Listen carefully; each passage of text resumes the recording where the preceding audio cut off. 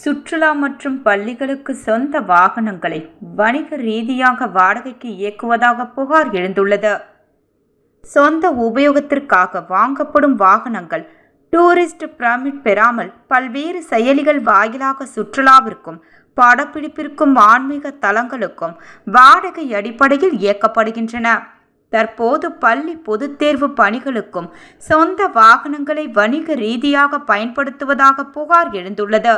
இது குறித்து உரிமைக்குரல் ஓட்டுநர் தொழிற்சங்கத்தின் பொதுச் செயலாளர் ஜாகிர் ஹுசைன் கூறியதாவது: பள்ளி கல்வித்துறையில் பொது தேர்வுகளுக்கான பொருட்கள் உள்ளிட்டவற்றை எடுத்து செல்ல முறைகேடாக சொந்த வாகனங்களை பலர் வணிக ரீதியாக பயன்படுத்தி வருகின்றனர்.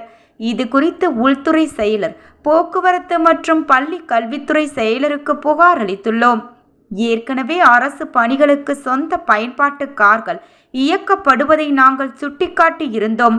குறிப்பாக 2024 லோக்சபா தேர்தலில் கூட சொந்த வாகனங்கள் பயன்படுத்தப்பட்டதை ஓட்டுநர் தொழிற்சங்கங்கள் சுட்டிக்காட்டிய பின் வாடகை வாகனங்கள் இயக்கப்பட்டன. தற்போது பள்ளி கல்வித்துறையில் இதே பிரச்சனை தொடர்கிறது. அரசு உரிய நடவடிக்கை எடுக்க வேண்டுமென தெரிவிக்கப்பட்டுள்ளது.